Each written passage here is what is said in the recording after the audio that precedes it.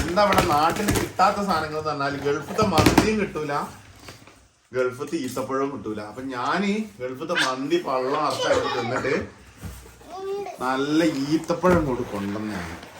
Okay ladies and gentleman, അപ്പൊ നമ്മള് നാട്ടിലെത്തിട്ടോ.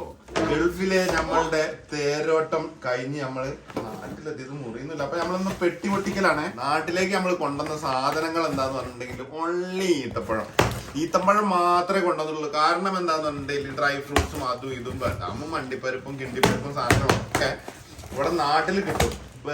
എന്താ ഇവിടെ നാട്ടിൽ കിട്ടാത്ത സാധനങ്ങൾ എന്ന് പറഞ്ഞാൽ ഗൾഫത്തെ മന്തിയും കിട്ടൂല, ഗൾഫത്തെ ഈത്തപ്പഴവും കിട്ടൂല. അപ്പൊ ഞാന് ഗൾഫത്തെ മന്തി പള്ളം അർത്ഥം തിന്നിട്ട് നല്ല ഈത്തപ്പഴം കൂടി കൊണ്ടുവന്നാണ്.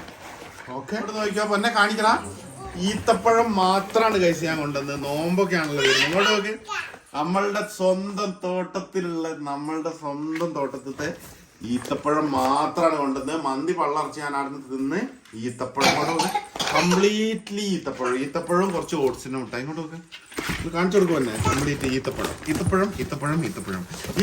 കൊടുക്കാനുണ്ട്, ഈത്തപ്പഴം കൊടുക്കാനില്ല. നമ്മളെ സ്വന്തം തോട്ടത്തിൽ ഈത്തപ്പഴം ഉണ്ടോ? അമ്മച്ചിക്ക് കൊടുക്കുക.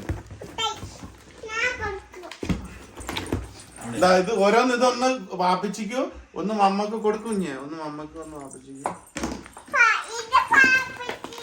ആ മതി.